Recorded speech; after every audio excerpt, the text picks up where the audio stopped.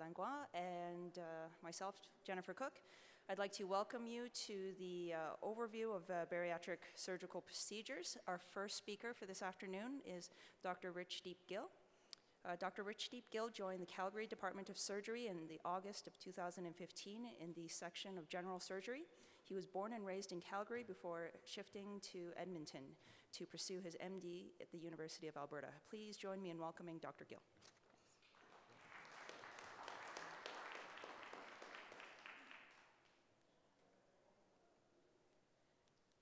Perfect. Well, thank you very much for having me here. It's a pleasure to be here. So I'm going to talk a little bit about bariatric surgical procedures and kind of go through an overview of some of the most common ones, and as well as a little bit about where bariatric surgery fits in general. In terms of the disclosures, I have given a talk before for Ethicon, but that has nothing to do with this today. So our objective is going to be able to recognize some of the common bariatric procedures that exist. We're going to talk a little bit about the mechanisms of weight loss that are associated with it, and at least to the best of our knowledge, what we think is going on, and also discuss some of the benefits and risks of these procedures so people can have a good understanding of what they're getting themselves into, and at the same time, when you balance the pros and cons, what it really is all about. So I won't belabor these points too much in terms of what obesity is, in terms of being a BMI greater than 30, and the number of people that it affects worldwide, which is continuing to increase, and especially in Canada and the US. Now, in Alberta, and at least in North America, our criteria for bariatric surgery is basically a BMI greater than 35, or with a major obesity-related comorbidity, or a BMI greater than 40. Now, when we look at these comorbidities that exist, it's an ever-expanding list that continues to occur. The common ones that we know about in terms of diabetes, hypertension, dyslipidemia are very much talked about. The newer ones are the ones that are becoming more common, especially non-alcoholic steatosis, is becoming more and more common. One of the reasons we're operating on patients. A lot of referrals are coming from our internal medicine colleagues, especially for patients with PCOS, infertility, and even intracranial hypertension. So the list is growing quite quickly in terms of what truly obesity-related comorbidities are. Now, in general, in bariatric surgery, this is just a broad overview. We know that it decreases your overall mortality rate in the long run. It improves your obesity-related comorbidities, quality of life, and it's still cost-effective. But I won't go into all those details, but that's a general thought of what the data has shown in the last while. Now, bariatric surgery in Canada is continuing to increase, but at a slower pace than in the US. So I think in Canada, we talk about bariatric surgery numbers being around 6,000 per year, roughly in that range. And then somewhere in the US is probably around 180,000. And it's continuing to grow in a slower pace than expected, but it's coming along. Now, the way I think about bariatric surgery, this is actually from my colleague, Dr. Kermali, who's one of my mentors. He kind of told me that when you talk about patients about bariatric surgery, the way to talk to them about it is, it's basically like going to your dentist in a way, okay? So what does your dentist always say to you? Brush and floss. That's like your core, your lifestyle changes, what you work with your multidisciplinary team to help make those changes. But once you have an issue like such as a cavity, no matter how much you do that, brush and floss, you can't make a change. That's where bariatric surgery plays a role, to help you kind of get back on track, to change things for you. But just like you would never tell your dentist, thank you very much for fixing my cavity, I never have to brush and floss again, same thing goes for bariatric surgery. It's the ongoing process that helps produce those long-term successes. Now, when we talk about goals of bariatric surgery, it's really to improve your overall health and your quality of life. When you see pictures like that about bringing the skinny person out, that's actually pretty wrong. And I think it's important as healthcare professionals, especially working with people with obesity, that we really focus on that and show them that. Now, a little bit about the procedure. So the three common bariatric procedures offered in Alberta are the laparoscopic gastric bypass, the sleeve gastrectomy, and the adjustable gastric band. I'm going to talk a little bit about each one, what it involves and what it is. And a couple of the terms I'll use is anatomic and physiologic. So my mentors used to use this when I was doing my fellowship in Edmonton. When we talk about anatomy, we're talking about changing the amount of volume of food that can come in. So this is the restrictive part of any procedure that exists. When we talk about physiologic, we're talking about the alterations in the gut hormones, the way food is processed. And looking at the data, this is what's thought to be the major driver of weight loss, as well as some of the changes that occur with obesity-related comorbidities. So when we talk about a laparoscopic adjustable gastric band, what it truly involves is placement of a small band around the top of the stomach. And fluid is inserted into the port, it fills the band tightens, and it restricts the amount of food that comes in. So when we look at this type of procedure, we're really talking about an anatomic procedure, restricting the amount of food. It really doesn't change the physiology very much. It's not altering your gut hormones. The idea is to try to find a sweet spot where you have good restriction, but the patient is not sick or throwing up. Because none of these procedures you want them to be. You want to have healthy weight loss occurring in a steady fashion. Now, when we talk about the complications related to adjustable gastric band, early on it's actually quite minimal, and this is why they were very popular, especially 5 to 10 years ago. There's very low risk of bleeding, there's no division of stomach, but the complications later on is what has, I think, changed the way we've approached the gastric band in terms of more issues with slippages, erosions, the fact that people have weight regain, and the overall intolerance of them. In terms of overall pros, when we look at weight loss with an adjustable gastric band, and you can ballpark numbers, and I won't go into the excess weight loss percentages and stuff, but just for patients, when we ballpark it, it's around 40 to 50 pounds is what they're looking at, and something usually slow change over 2 years and requiring multiple adjustments. The benefit of it is a reversible procedure. If it hasn't worked, it can be taken out. The cons, though, exist that it is a pretty reasonable takeout rate, and I would say it's increasing the number of bands we're taking out over time now. We also talked about the limited physiologic effects that exist, and the fact that this weight loss is quite slow. It really lacks that physiologic drive, and that's, I think, the downside of this procedure. Now, when we look at something like the sleeve gastrectomy, which is one of the newer procedures, or I like to call it the new kid on the block, it involves resection of your stomach, about 70 to 80%. Okay, so it's permanently removed, and patients always ask, can we put it back in later? And you actually can't. You can't be transplanted back in. So I think that's important for them to know that once the procedure is done, you can't go back. The effects both, I think, are anatomic and physiologic.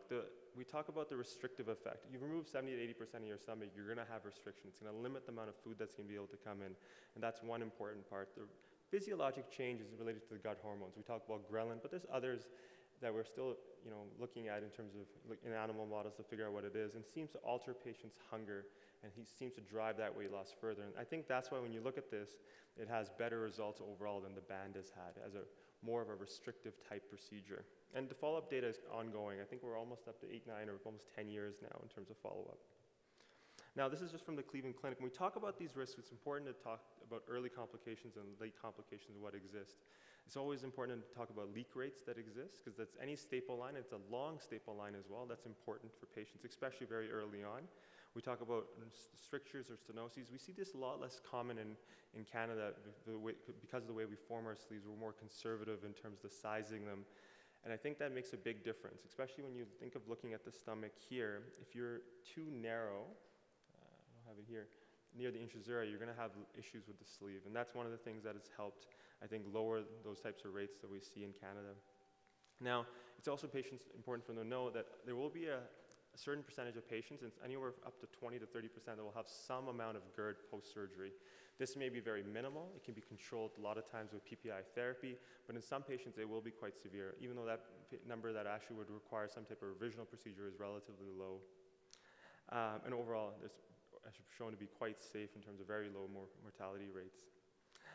The benefits really talk about the amount of weight loss that exists. So if we talk about 50 to 60% excess weight loss, or even in terms of absolute weight loss, we think about numbers around 30%. Okay?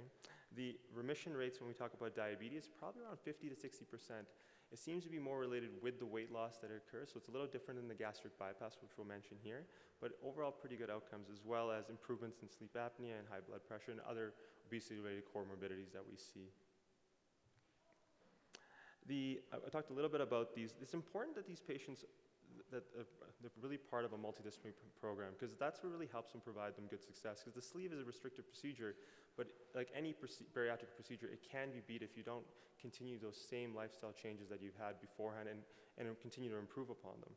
Some of the important things we talk about, like no smoking, avoiding NSAIDs, those are all in effect to help reduce the chance of having complications such as ulcers or stenoses afterwards.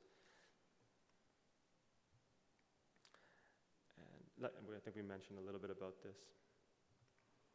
Now, in terms of the gastric bypass, which in my opinion is still our gold standard, mostly because of the long-term data that exists, but also at the same time about the outcomes that we've seen with it. It's really truly anatomic and a physiologic procedure. In the anatomic part, it talks about the restriction, so forming of a gastric pouch. As you can see in the picture here, what you're actually doing is forming a very small pouch of stomach. I tell patients a lot of times about the size of your thumb, and no one ever believes you, but that's roughly what you're looking at. And what you're doing is taking a portion of the small bowel, and you're bringing it up and connecting it to that pouch of stomach. And that bypasses that first portion of duodenum, but overall about 100 centimeters of small bowel. A lot of times patients will say, then I'm not going to absorb anything because I have no more bowel left, and that's actually not very true. It's a very small portion of your small bowel that's bypassed, so you actually have quite a bit of small bowel afterwards to do a majority of your absorbing. And in terms about the range of how long the roux limb, it varies in the literature anywhere from 75 to 150 centimeters, but it's kind of been shown that the length of the limb doesn't truly make a big difference. It's really the fact that you're bypassing those and altering the physiologic changes that occur. And the big one being the gut hormones. For some reason, when you bypass that first portion of duodenum, so you have food coming down from the gastric pouch down into the roux limb, bile and pancreatic juice going down the biliopancreatic limb, and they meet in the common channel, and that's where your absorption is going to occur. For some reason, that really changes your gut hormones and really has a huge physiologic drive to help you get significant weight loss and even maintain it long term. So let's talk a little bit about the complications or issues that arise with the gastric bypass. Same issues similar to the sleeve in terms of, we talk about the leak rates and bleeding rates. So early post-surgery in the first 24 to 48 hours, those are the main things you're concerned about. In reality, when you look at these numbers, and this is from the Cleveland Clinic, the numbers are actually quite low. So there's pretty small numbers of patients that actually would develop a leak. And in terms of bleeds, probably around 1 to 2% is the number you're looking at. And a smaller percentage of those actually require an intervention. The things that are important to note is there's always a rate of strictures rates. And these can be, depending on the literature where you look at it, and range anywhere from 2 to 10%. Some of this is related to people restarting smoking or taking NSAIDs, and sometimes with H. pylori, but usually that's the development of marginal ulceration, potentially stricturing is something that can occur. A lot of these, once again, are treated medically, and a lot of it is trying to stop those factors that are contributing to it, such as smoking, for example. We also talk, so in terms of overall success-wise, excess weight loss we look at is about 65 to 80% in that range. So a ballpark number for if you look at absolute weight loss, it's about 40%, or sometimes we tell patients around 100 pounds, but that's as an average. Okay. In terms of remission rates for diabetes, this is where it's probably been the biggest push for having the gastric bypass, is because of the remission rates. Cleveland Clinic quotes it at 84%. Most studies are around about 70 to 80% is what the number is used. And that's remission rates that a lot of times happen quite early on, and that's why we think it's such a strong physiologic drive. A lot of these patients will have an alteration in terms of their number of diabetic medications, potentially coming completely off them, very early on before they've had significant weight loss. And we think a lot of that has to do with improvement in terms of the liver function. Now, a little bit things that are important to also remember with these types of gastric bypass procedures. Long term, a lot of these patients, if we had a significant weight loss, there used to be quite a bit of concern in terms of things like internal hernias, things that can occur. Those are still possibilities, a lot less common by the way we do them now. In the previous days, a lot of times those defects and things were enclosed and it was quite higher rates. Now that the way the operation has been changed, we've seen those rates come down quite a bit as well. In the long term, it's always important that you tell patients about possibilities that exist in terms of weight regain. 10 to 15% of patients will have regain. So it depends on which way you look at it. You can say 85 to 90% of patients will have success long term, and that's, a lot of the studies are looking at 10, 15, 20 years down the road. Or you could say that there will be some lack of that. Some of that I think is contributed to once again, as I tell patients, not brushing and flossing long term, and the other contributing factors that may occur. Now, in terms of where we look at just in terms of diabetes, I won't go through all the different ones. When we look at these interventions, we kind of can place them in a way that patients can try to understand them. We talk about the effectiveness of these procedures in terms of overall weight loss, in terms of diabetes remission, but we also talk about them in terms of technical complexity. So as you talk about technical complexity, it means that the chance of some of the risks or complications probably goes up a bit too. So it's important for patients to know that what they're getting into in terms of the pros and cons. Right? I'm going to share a quick study with you. This is from the University of Alberta. This is during my fellowship, and this is just a comparison. We're looking at patients, all comers. It wasn't randomized, but it was consecutive patients with about 50 patients in each group roughly, and about 80% follow-up. And we looked at these patients and compared the three groups. For our Alberta population, the patients going treatment under Edmonton with a follow-up of 2 years, you can really see the difference. The top line with the triangles looking at the band, and you see very minimal change. And the next one with the gray and the follow one, the black, you can see sleeve and the bypass, and you can see the effectiveness at the end of 2 years and where they are. And you can see why the bypass is still the gold standard based on these outcomes, as well as why the band has fallen out of favor quite a bit in North America. And similar findings in terms of the diabetes, high blood pressure, dyslipidemia, the dark black line being the bypass still being more significant in terms of remission rates overall compared to the other procedures, with the sleeve being second and the band being not as good. I won't go through too much, but overall, if you look at the adverse effects, it's very reasonable and very safe as a procedure with these types of outcomes. These are some of the other types of procedures that exist. I didn't have time, obviously, in 20 minutes to go through all of them, but you will hear about these. Biliary pancreatic diversion, not really done very much in Alberta, but more out east, especially in Quebec. And then a lot of surgeries from the 80s or 90s we talk about, like in terms of the VBG. And thank you very much for your time. Couple of questions? Oh, sure. Anybody has I was gonna duck out of there pretty quick. Is there any questions I can answer? Well, maybe I can ask one. Yeah. What do you think is the best preparation for the patients before the surgery? How long do you usually have your interdisciplinary team take care of them before you operate? Okay. It's a really good question. I wish that we could say there was a defined timeline that a certain patient needs to be prepared for the type of surgery, because every patient comes to the decision in a different way. Most people that come to the bariatric program have tried everything else by the time they get there. So everyone has their own journey in a way to think about it. So in some people, it's a few months. Some people, maybe it takes 1 or 2 years.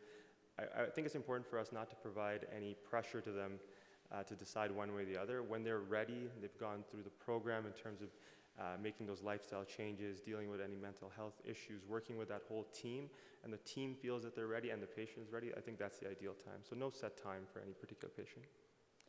Given the success of the bariatric, just the bypass, why would anyone go for the sleeve, and why are we keep doing sleeves if all the outcomes are better for bypass and nothing more in terms of side effects or anything? So I think when you look at surgeries, when you talk about quality of life, so non-oncologic, so non-cancer surgeries, the patient truly has a choice. The importance is to have multiple options for them, because there are different pros and cons and comfort levels. So when you talk to patients, you talk about the potential in terms of weight. What I tell them is 3 big questions. What are your overall weight loss goals? What are you looking to change in terms of your quality of life? In other words, your comorbidities. And what's your comfort with risk? And when they weigh all those, not everyone is ready for a bypass. Some people feel more comfortable with the sleeve. They've read about it. They have a family member about it. There's also other surgical considerations. Like some people technically can't have a bypass if they've had too many previous surgeries. There's too much scar tissue. So I think it's important to have more than one option for patients, because everyone weighs those 3 criteria differently. Okay, thanks. Thank you. Maybe one last question. Oh, sorry. Burning question from me. Yeah. Who do you think is not a good candidate to get the surgery, even if they have the BMI and all this? So to be honest, the person who's not a good candidate for surgery is really someone who's just not ready for it. So I think if you fit the criteria and you've gone through the program and you feel comfortable with your decision, I think you're a good candidate. Patients that wouldn't be a good candidate is really someone who's not willing to make those changes or ready. So if they're not ready to stop smoking, I recently had a patient tell me, you can't tell me to stop smoking. So I said, that's okay, and then it just means you're not ready, right? So if they're not at the time and place in their life where they're ready for that and they're willing to commit to the process, then that's the patient who's not yet. Yeah. Very much. Okay, so we'll move on to our next speaker, who will tell us about mental health care and bariatric surgery. Dr. Sanjeev Sokalingam is Associate Professor of Psychiatry at the University of Toronto and Deputy Psychiatrist-in-Chief at the University Health Network for the Toronto General and Princess Margaret Hospital sites. He's also the Director of the Bariatric Surgery Psychosocial Program. And join me in welcoming Dr. Sanjeev Sokalingam.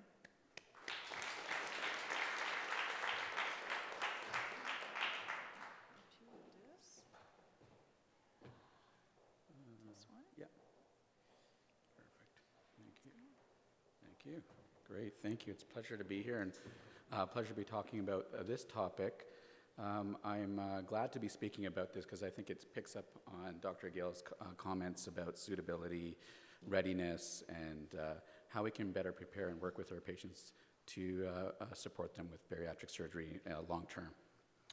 So I do have a couple of disclosures. One which will be indirectly related in terms of some of our psychosocial interventions from CIHR, and another on binge eating and sleep apnea. So I'm going to start off with 3 topics. I'll talk a bit about the relationship between mental health and bariatric surgery. I'll give you an update on the predictor story. We have a bit more data now in terms of predictors and outcomes. And I'll talk a bit more about interventions and treatment evidence. So I think many people know part of the reason why psychosocial assessment and support is necessary is that many people who are dealing with obesity, particularly severe obesity, have high rates or at least a history of mental health conditions. And we see here rates from several studies. There are many more from the lab study that show about 60% have a lifetime psychiatric illness, mainly mood disorders, eating disorders, predominantly binge eating, and anxiety disorders as well. And we also know that bariatric surgery does have good outcomes for psychiatric and psychosocial benefits. But we do see a trend, and I'll talk about this flattened U in terms of psychiatric illness. This data comes from the lab study where they also use structured psychiatric interviews, and you see reductions in the overall rates of psychiatric illness, but there are some patients who have some relapses over time, and part of what we've been trying to do is to try to figure out what might be some of those predictor variables. What complicates things further is that we know many of the obesity-related psychiatric or obesity-related comorbidities, physical comorbidities, also carry burden in terms of psychiatric illness. This is the one study we did of 1,100 patients who underwent polysomnography for sleep apnea and then structured psychiatric interviews, as well as quality of life measurements as well. And we showed that people with sleep apnea versus those without had higher rates of past binge eating disorder. They also had higher rates of depression, which has been shown repeatedly in the literature, and having both was added burden in terms of quality of life. So really picks up on the Edmonton obesity staging system and really how mental health is intertwined with obesity-related comorbidity. I think some of our challenges are that there are things that impact the self and other. We all know or have heard about patients who've had relationship difficulties, many of which are there before surgery, but that can change after weight loss and changes in body image. I'll talk a bit about excess skin folds. There is some data about some cross-addiction that occurs, and I'll talk a bit about kind of alcohol use disorders. And definitely some patients can develop a new onset psychiatric illness, which further emphasizes the need for support. And I will talk about the risk of suicide, which has been documented mainly in population studies, but not well studied in terms of actual exacerbating or risk factors, and it's unclear what that might be related to. Many of you have probably seen this study that came out of Ontario using the ISIS, the Institute of Clinical Evaluative Sciences database, which really showed kind of higher rates of self-harm after bariatric surgery. They did include drug overdoses as well within this. We do see that patients that are older, living in rural areas and kind of lower socioeconomic status being at higher risk.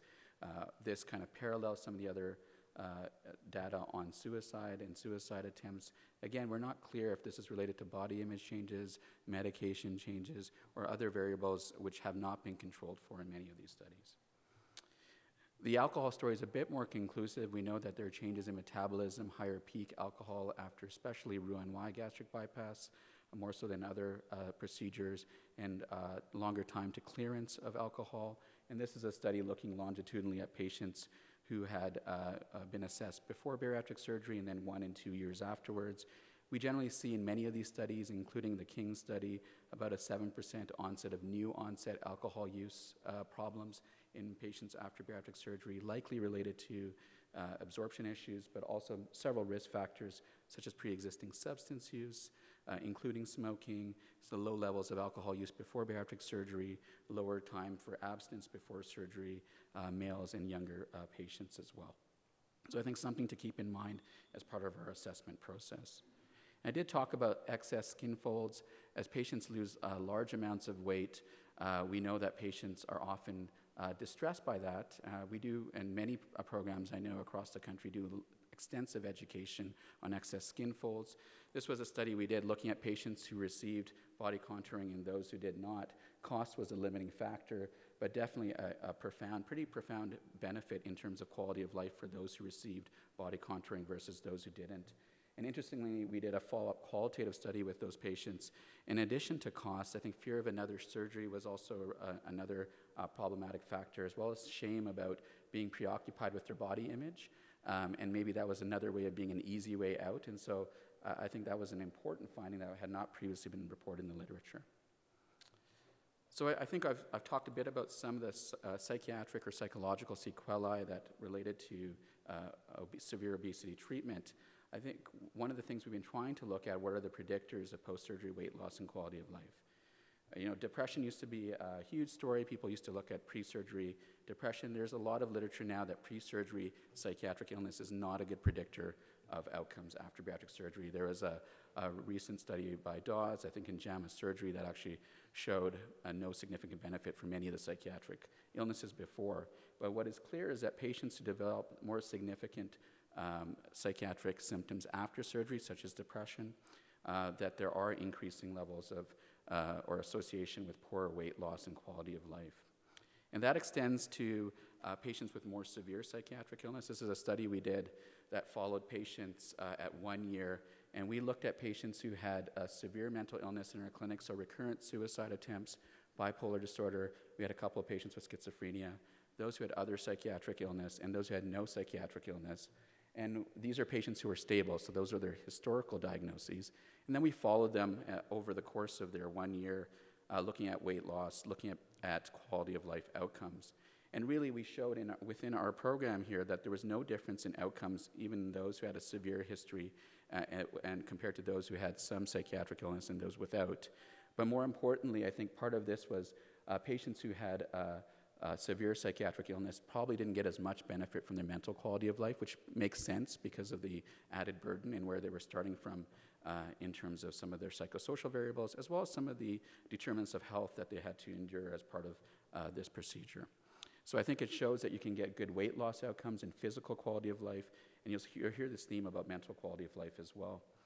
So this is from these studies were all from our Toronto Barry Psych study, which is a longitudinal cohort study. This is the one that just was published last week that looked at trends in patients undergoing bariatric surgery. You see the trends here, that physical quality of life, significant improvement and really plateaus. If you look at mental quality of life, we see this dip, and we see also trends coming up in terms of anxiety and depression. We had, as we predicted and based on some other studies, pre-surgery parameters for quality of life and starting weight were predictors of outcomes afterwards. And having a history of depression was associated with worse mental quality of life. But what was interesting, if you had depression, you actually had better physical quality of life in our study. And the only way we could actually explain that is that many of our patients started off with pretty low depression scores, and so I'm not sure if that was a kind of an incidental finding in our study. If we look at some of the kind of reviews that are out there, there are many that talk about predictors afterwards, and really post-operative adherence to dietary and physical activity recommendations are associated with better outcomes. And also, as I mentioned to you, post-operative depression and even post-operative loss of control over eating have been associated with worse weight loss long-term. There are other factors like social supports and severe personality disorders that would be considered concerns pre-surgery if they're not stable. And engaging in mental health treatment has been somewhat protective in a couple of studies as well. If we look at actual eating behaviors afterwards, there was a whole list of eating behaviors which in the lab study they looked at longitudinally, and there were 3 behaviors that accounted for most of the variance in terms of weight loss, so 14%. If people were self-weighing afterwards, stopping when they were feeling full, and stopped eating continuously throughout the day, in the post-operative phase, they tended to have better outcomes. And in a follow-up study, they actually looked at disordered eating, and you can see the correlation between greater hunger, kind of disordered eating or loss of control over eating, that also helped predict some of the variance in terms of outcomes for weight loss in this 3-year study. So again, we start to see there are ways in which we might support our patients through this. And part of the pre-surgery process is an engagement process to try to anticipate, educate, and work with our patients and families during this long-term process.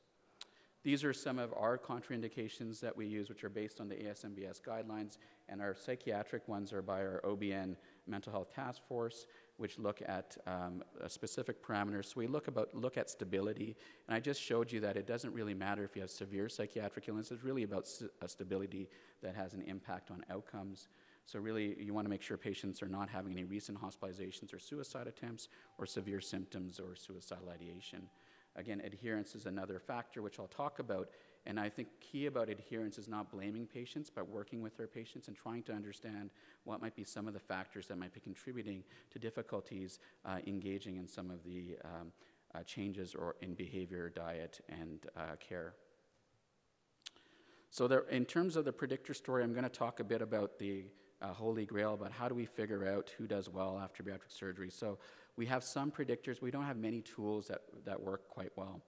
Stephanie Sogg, who's a colleague and done a significant amount of work from Boston in this area, just recently published some guidelines in SWORD looking at what are the parameters for psychosocial assessment, really highlighting, it's I think a good review in terms of what are the areas to focus on, in terms of weight history, understanding the different causes of why someone may have gotten to the point of requiring or needing or wanting bariatric surgery, looking at eating disorder symptoms, and we even include emotional eating, psychosocial history as well, and really looking at developmental factors. There might be some family factors.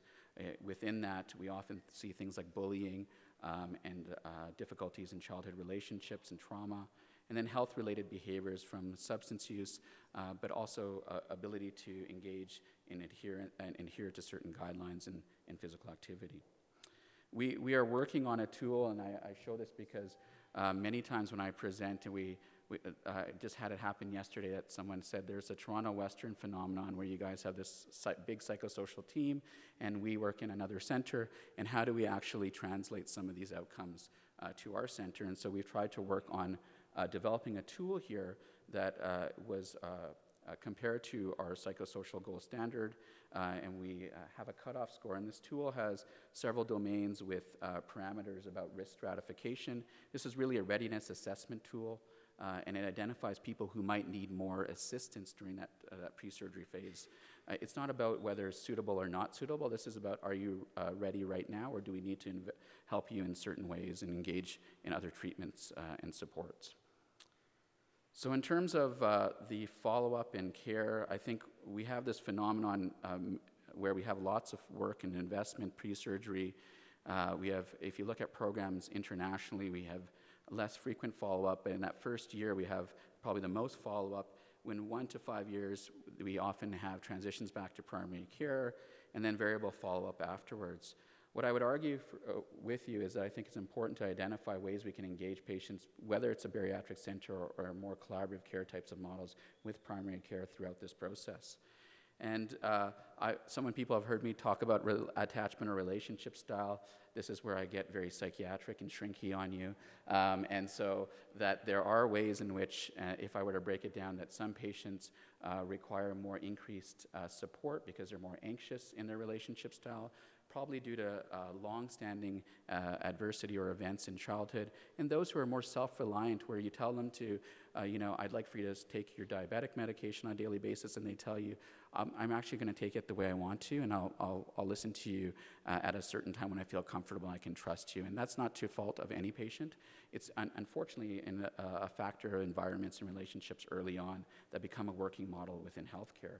And we've shown that just understanding this can be helpful in terms of explaining non-attendance rates. So every 5 points on the scale was nearly a 20% increased risk of not showing up after surgery. And then we also showed that for anxious, and you can think about people being anxious and taking vitamins and really having unfamiliar sensations or physical sensations with taking pills in their new kind of GI system, that they'd be less likely to be adhered to vitamins post-surgery. So there are ways in which you can identify this and work as a team to figure out who on the team might be the individual who can best engage and work in partnership with patients. So what do we do? So I don't like to end the talk with here's all the risk factors, here's how we kind of work with patients, here's the readiness variables. I do think there's now a lot of literature focusing on post-surgery care. We do need to move beyond the honeymoon phase and really invest in more step care approaches beyond that 1 year. And this is a model that we're working towards. We by no means have this perfect, but we offer a range of services in that post-operative phase, from support groups to group supports, to online bariatric interventions and brief motivational interviewing, to CBT in groups, or telephone CBT or app-based CBT and mindfulness awareness groups. So here's a protocol for our sessions for CBT, a 7-session intervention. I'm just going to end with a couple of slides on this. That we worked on a feasibility and then a randomized control trial pre-surgery versus post-surgery, and an open label 6-month, and we now have an open label 1 year. Our bottom line is 1 year seems to be the kind of sweet spot for delivering this intervention, and our effect sizes and retention rates are significantly higher afterwards at 1 year compared to pre-surgery, because many patients are very focused on getting surgery, and it's hard to engage in meaningful pre-surgery care. There are online acceptance commitments therapy kind of modules. This is a study that used coaching every 2 weeks and an intervention, I believe, over 8 weeks, which showed significant benefits as well. So that's another intervention. There are apps. We're working on a CBT app that can be for remote patients as well. And then I'm going to end with just 2 more slides here in terms of mindfulness-based eating awareness. I know some of my colleagues presented earlier here at COS on this, where we've actually seen some benefits and are undergoing a randomized control trial right now just to examine this versus a waitlist control. The last part I would say is there is a need for psychiatric support for medications and working with primary care, because there are absorption changes. We still are learning what are the variables, but we have seen that in those first 6 months, people can have relapse of symptoms or discontinuation symptoms. So important to use rating scales to follow, educate our patients, and then make changes. And here's one when we have patients with lithium. We have a protocol now, and we actually have a case series where we had patients who followed the protocol and who did not. And you see that one patient, their lithium toxicity level was to the point where they needed to be admitted and be dialyzed after bariatric surgery because of not following our protocol. And that was one of our early patients. We since then have had about 10 patients that have gone through this protocol without any significant sequelae, which has been really a testament to partnership. So I'd like to end there just by saying that there is some long-term studies showing about the need for follow-up, really the investment in post-operative care and psychosocial supports. We still need more research in this area, so all of you, I encourage you to kind of focus on this area because it is so important. A little plug for the book that we have as well, where much of this is cited. And there's a guideline by the American Psychiatric Association, which myself and some colleagues from the US co-authored, that really summarizes pre-surgery assessment standards for psychiatric care. So thank you very much. And this is a large team here. Some are in the audience here, but really this couldn't be done without this wonderful team and all the work that they've been doing together, and our patients who advise us on all of our research studies as well. So thank you.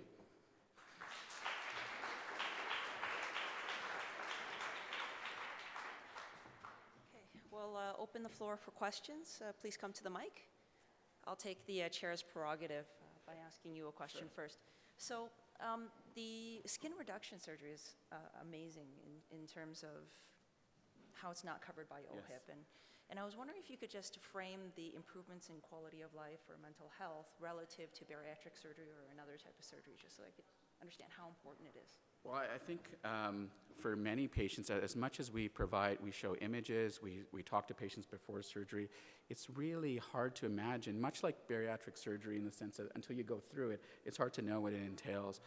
For many of our patients, they can, some are okay with it, but some have significant excess skin folds, they become isolated. It really impacts quality of life. Despite the meaningful health benefits, they're becoming more socially isolated. And so I think for some patients, it can be a deal breaker in terms of the real benefit for life, quality of life for some of our patients. And it's been a long-standing struggle with us. We tried to feed some of our data.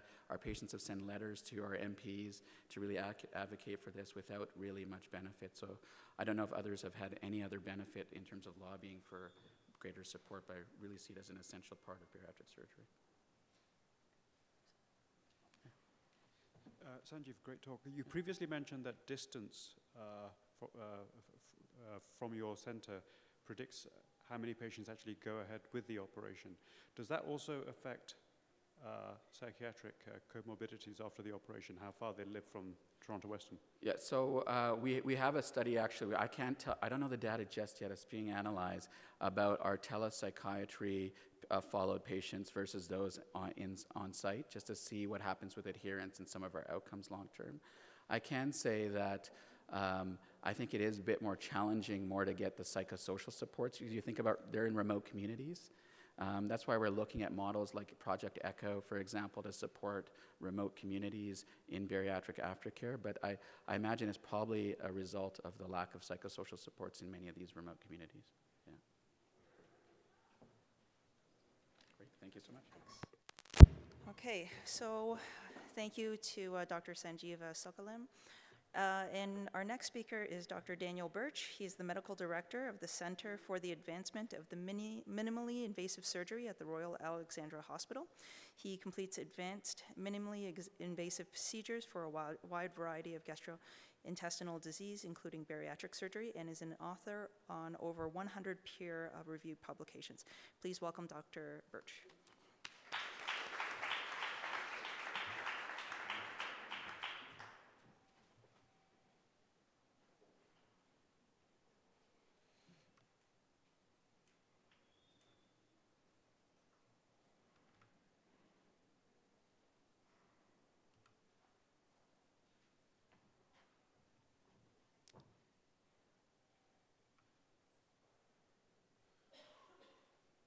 Oh, good, thanks.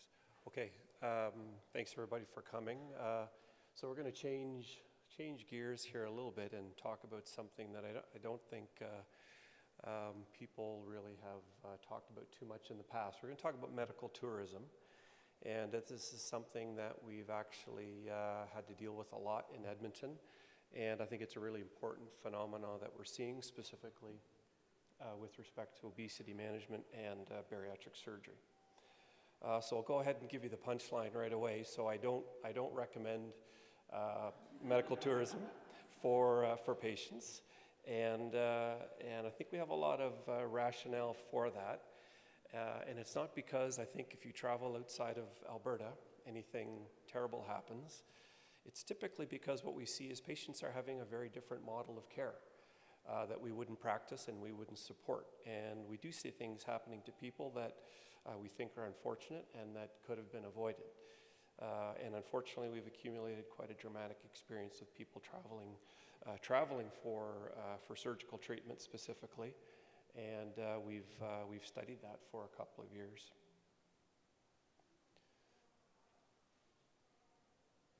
I don't think we're changing here.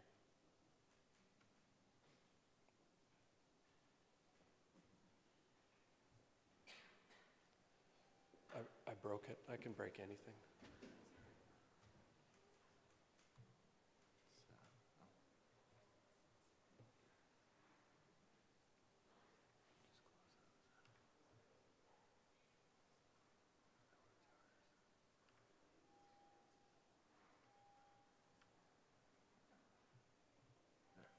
Good, thank you.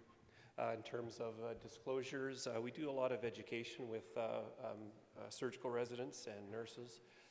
So we work with industry a lot to support education. So we work with J&J, Ethicon, Stryker, Covidien, some of the various surgical device manufacturers. So in terms of learning objectives today, I'd like you all to think about what your role may be for patients who approach you, patients who've had bariatric surgery outside of the province, outside of the country, because I think it's now part of our role, because we will all see patients and we will have to offer some form of treatment. I think we've been trying to work to understand how big an issue this is. Is this a minor thing? Are we talking about 10 or 20 or 40, 50 people? Or is it a much larger phenomenon? And what does that mean to us? What sort of care will we have to provide? And then recognize the impact. So we spend a lot of time doing this, and the medical care, the investigations, the surgical care that we offer will be time out of our surgical schedules, clinic time. And so I think if you're developing a bariatric program, I think you may have to account for that. Otherwise, it's very difficult to know how to fit these patients into schedules. So it will cost money and it will cost time.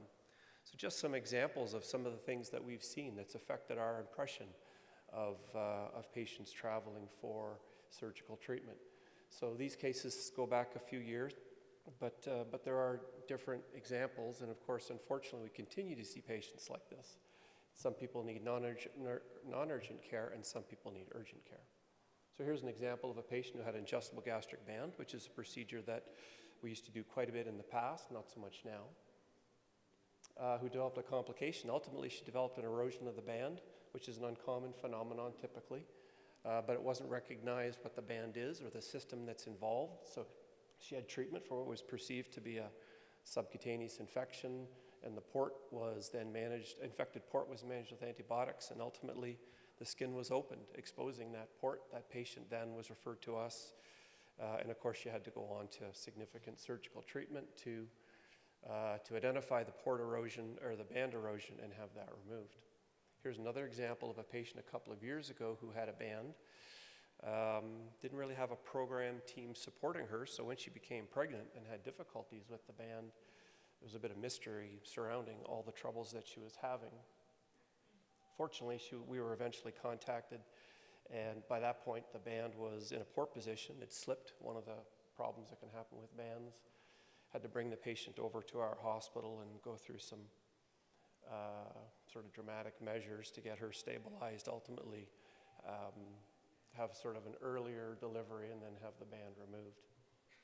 This is one of the first problems we saw with sleeve gastrectomy. Again, that's an operation we do, as Rich described. This is a patient who had her surgery out of country and dramatic weight loss, very, very significant unsupervised weight loss, and then had a perforation of her sleeve, likely related to, I think, pharmacologic issues, taking NSAIDs. There's also smoking, some of the things that we really don't recommend. We do see patients specifically after bypass having a lot of troubles if they take NSAIDs and if they smoke or resume smoking.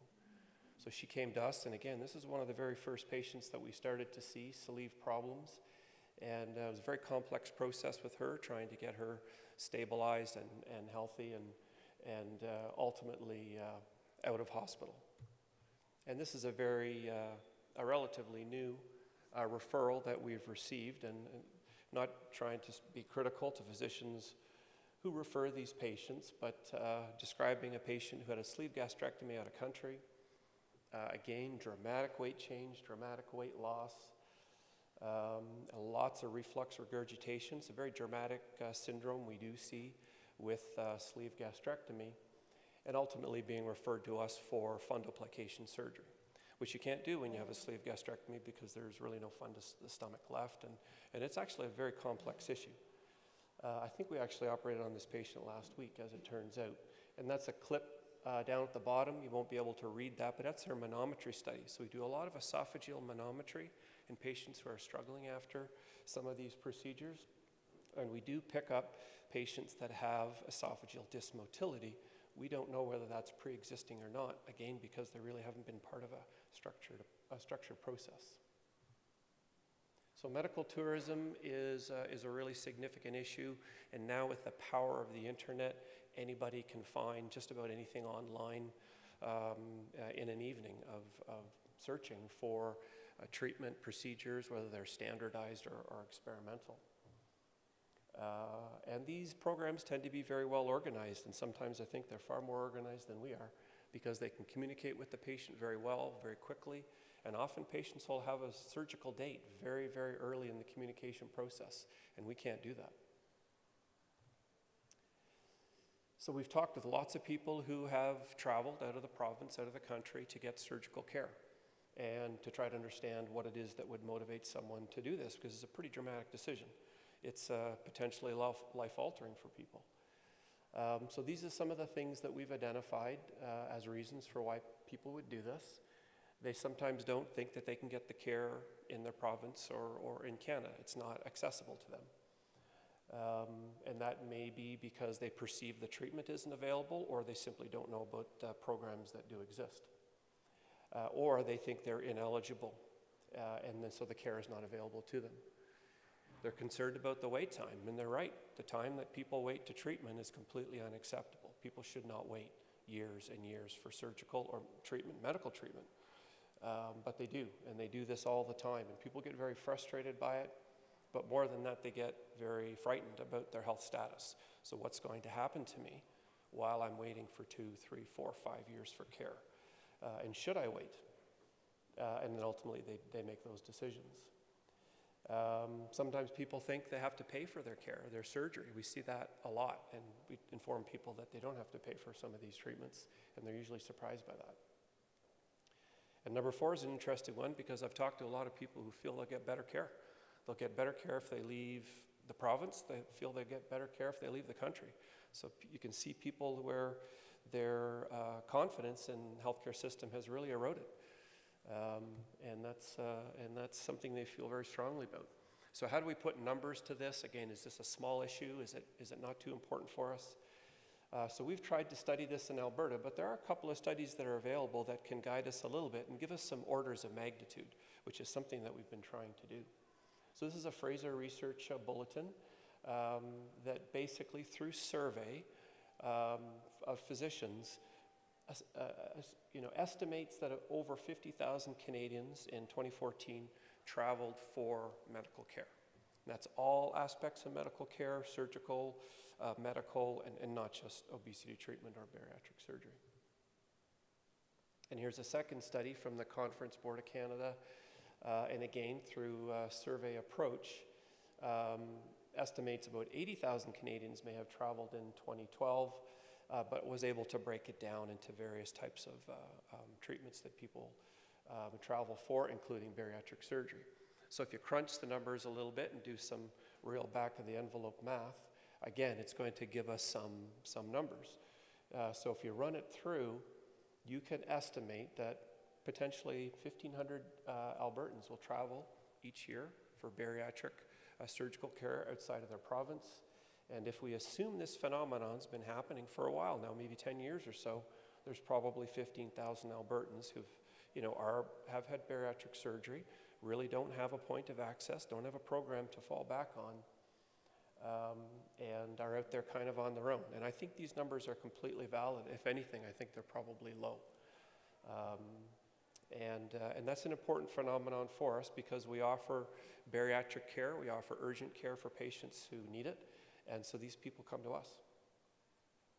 We've tried to study this ourselves in the past. We've gone to the province, gone to Alberta Health, and people will return and they'll ask for support for the treatment that they've obtained, but the numbers are typically very, very small, so I don't think it's really helpful.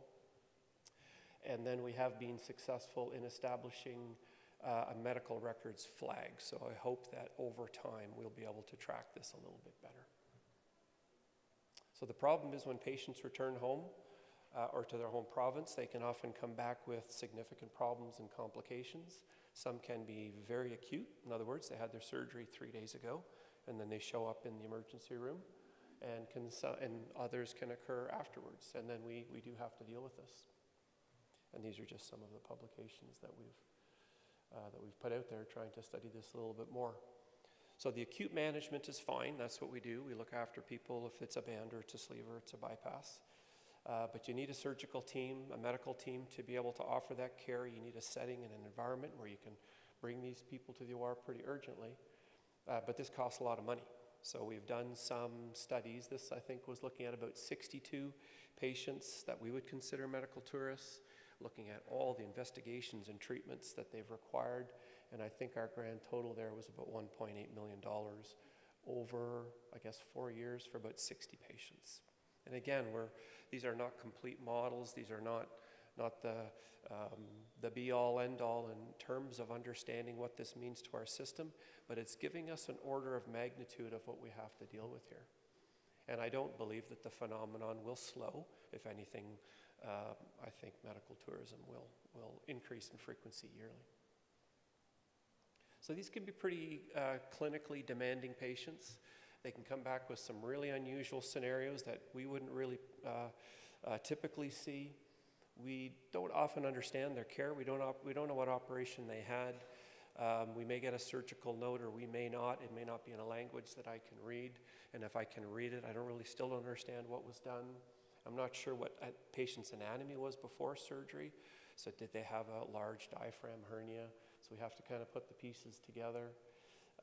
And they've never had any sort of workup. So whether it's physiologic or respiratory, cardiac, sleep apnea, mental health, we have nothing. It's really a blank slate. And then we're sort of handed this challenging scenario to deal with. That can be pretty stressful for us. It can be hard on the team, and it can be hard on your resources as well. So you do need a surgical team, as I've described. You have to have all of your processes in place, whether it's acute care or outpatient care that you need to offer people. You need interventional radiology, ICU, an OR that you can access pretty much 24/7. We're fortunate to be able to have most of those teams in place, including a surgical fellow, which is invaluable when you're dealing with fairly complex cases late at night. So again, the 3 standard procedures that Rich talked about, the band, the sleeve, and the bypass, we're pretty comfortable with those procedures, but you will see patients coming with different versions of this. So there's a bit of a menu of options that they can choose from. And then again, in order to provide the right care, we have to figure out what it is that was done and the specific technical aspects of that. You don't always have that right away, and then sometimes the patient will never be able to get that information for you. So certain groups have worked on the concept of medical tourism, and this is taken from a website from the group in BC, which is an excellent website. I encourage you all to have a look at it. Talking about medical tourism, it's a really unbiased thing. And I think this group has done a lot to really provide some sort of resource for patients. And I like this comment here in that it poses challenges to us because the traditional role and responsibility of a healthcare professional really is challenged with this group of patients, because you have to figure out what it is you're willing to do and what it is you won't do. And in terms of acute care, we offer all that is needed in order to get the person healthy again. So ultimately, I think medical tourism is a very important part of the care that we're going to provide. I could sort of estimate right now this may be 10% or 15% of what I do. We always seem to have a very large cohort of patients that we're assessing and working up and trying to determine the right form of care. I think bariatric surgeons, if you're going to be asked to look after these people technically, you need to be fairly experienced and comfortable with all sorts of challenging scenarios. Bariatric centers or programs in development have to consider this. You may have to allocate some resources to this or develop some kind of policy about what you'd be willing to do or what you don't want to do. And then ultimately, I think for primary care, I think family physicians, healthcare professionals are put in a very challenging position. What will your comments be to the patient? You need to work that narrative out. Right? What are you going to recommend or not recommend? Right? And I think you can't waffle on it. You have to be very specific, because if you say nothing and say it's up to you, people clearly read that as a green light, and that's what patients have told me. So I think to understand it, I think you need to sort of look at some of the challenges that we do face. And I think we need a lot of research here to understand how much this is going to cost our system or how much it's going to burden our system. And we've I think, done a little bit to try to get some clarity there. So really the extent of this in Canada, relatively unexplored. I think the costs are going to be quite significant here. If you look at it in terms of pure math, it doesn't pan out. I think we need to provide better care in our provinces in Canada so people don't do this as much as they are doing it. The clinical outcomes, the long-term outcomes are not clear because it is a different model of care than I think we typically advise or recommend or support. And I think it's increasing. I think this is going to be an increasing phenomena, and I think it's something we will have to deal with. Thank you.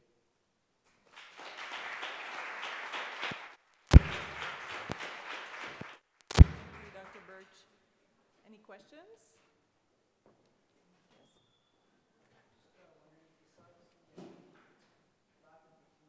Based care and follow-up care, what sort of just technical quality of surgery do you see coming back typically? Or is it quite varied? Sorry? just the technical quality of surgery coming back, you know, is it quite varied? Besides the lack of, you know, a team-based care and proper follow-up, just the actual technical aspects of the surgery. So it's hard to comment on that because what we've always struggled with is understanding what the denominator is. So are we seeing only those patients who experience complications? Because we experience these as well. So to be fair, if we don't really know the entire cohort, that's a very difficult thing to comment on. Again, it's band surgery and it's sleeve surgery and bypass surgery. We do see people having procedures that we don't do and potentially may not recommend. But in terms of the technical aspects, I think more often than not, I think it's a procedure much as we may do it. I think a lot of the other parts of it are the things that bother us more. The fact that the patients have really had very little, as far as we can determine, preoperative assessment, workup, and care, or postoperative care. And what do you do with patients who come to see you after they got the procedure in a non-urgent way and ask for follow-up in your institution? So if they're doing well, or as far as we can determine they're doing well, we're not really resourced to look after people. Whether it's a band and they need adjustments, or if it's a sleeve and they need counseling regarding nutrition, or a bypass, we don't really have resources. I always try to find something to offer them. But fortunately, I see a lot of our dietitians here. We've always had an amazing dietitian group in Edmonton who will see people. So they'll see them as an outpatient. They'll communicate them with by email or phones or whatever the patient needs. But we really don't have that much we can offer. It's always interesting when you speak to the patient, they might feel that they're doing well. So they may feel their outcomes are quite good. They've lost a lot of weight and they're doing well. But even as a surgeon, within a very short span of time, I don't think they are doing all that well. So I think their understanding of health is quite different than what our team has. Tourism can, of course, be a two-way thing. Do you ever get requests for operations from patients from abroad? And if so, what do you do in that scenario? I'm sorry, I couldn't hear you. Tourism can be a two-way thing, so potentially patients from abroad could come to you for an operation. Does that happen very often? So, for example, does someone from Asia or somewhere else? For STAC? No. Yeah. There's actually part of that, part of the research that I mentioned here was a study into Canadian medical tourism. So should we look at that? And I think some of the provinces have done that. I think BC tried that a couple of years ago. I don't think that was terribly successful. We do have patients asking us sometimes to do bariatric surgical procedures outside of our bariatric clinic. I kind of have a bariatric surgical clinic and a general surgery clinic, but I don't offer bariatric surgical procedures outside of the bariatric program. Last question. So I'm heavily involved in a support group in Edmonton, and aside from pointing out the preoperative benefits of going through the clinic and such, we are seeing such a rise of questions about medical tourism. When people are being offered a date within 6 days of contacting a place, what advice do you have for us aside from doing your research for these people that are so desperate? So what do we do about this? Well, What can we do? There's not much that we can do beyond understanding why the patient does it, and I think we have the insight, and I think it's reasonable. For all the people I've talked to, if people, I think, feel that they made the right decision for themselves at that time, they feel they've done their research, that's what they'll say to me. They've always talked to many people who seem to have done this and have done well, or at least they think they're doing well. So they've made what they believe is a reasonable decision, but they never have the insight that they need. They often haven't thought about down the road, the aftercare, what's coming next. So who will look after me if I have a problem? Who am I going to call? Do I have contact with a dietitian? Does my family physician or my primary care doctor really feel comfortable looking after me for the rest of my life? Can I count on them? If I have abdominal pain in 1 year that's come out of the blue and I don't know if this is related to my procedure or it's just something else. And at the end of the day, I think healthcare professionals, physicians, nurses have to decide for themselves whether they think this is a reasonable thing for someone to do. And I'm not sure I have the right answer, but I know where I fall on that one. I don't recommend it. I don't really apologize for the wait time, but I understand what the patient's going through. All I can try to do is advocate for appropriate resources for our patients so that they don't have to wait those inappropriate lengths of time, and give them some sense of the challenges with that model of care. Because really they do come home, they get into trouble, they present to an emergency room, and often people don't know what to do. And then that's when we sort of get involved. So it's just, the model of care concept is important for them to understand. But people are often so frustrated, so desperate. I think they're going to make the decision that they feel is best for them. Thank you. Thank you very much. It's time to close this session, so I thank you all for your participation. Thanks to all the speakers for your great talks, and I invite you to go to Mezzanine 2. I think it's the awards session that's just starting.